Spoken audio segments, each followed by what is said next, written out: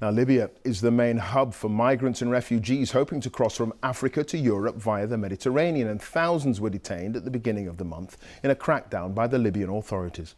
But detention centres are dangerously overcrowded, with migrants living in appalling conditions. And after a recent mass breakout, guards shot dead 6 people. Many of those who did escape are now living on the streets outside a United Nations compound.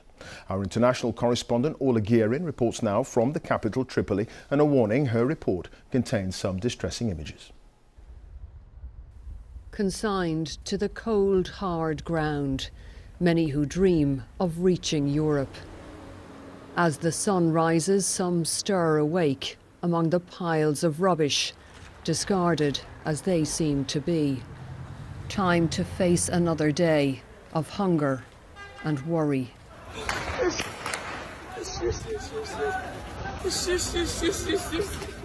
They fled here in terror. Guards opening fire during this mass escape from a packed detention centre. Within minutes, 6 migrants lay dead. Maybe I will live, maybe I will die. They kill people directly, they shoot. Like this, they shoot. Living in there is dying, escaping from shooting is dying. All is the same. And after a month on the streets here, Rashid is between life and death. He's from war-torn Darfur. He's disabled and getting sicker by the day. He's ill now. They are camped out on the doorstep of the United Nations, outside a community centre run by the UN Refugee Agency, an obvious place to look for support. We have gathered in front of the UNHCR office needing for help, but till today we haven't got any response. No help at all? No help at all. No food, no medical assistance, no even good water to drink, so we are struggling. Well, the messages here are so clear. We need help, we need evacuation, get us out of Libya. People here say they feel they've been abandoned by the United Nations and by the world. They tell us they've been left to fend for themselves, trying to survive on the streets.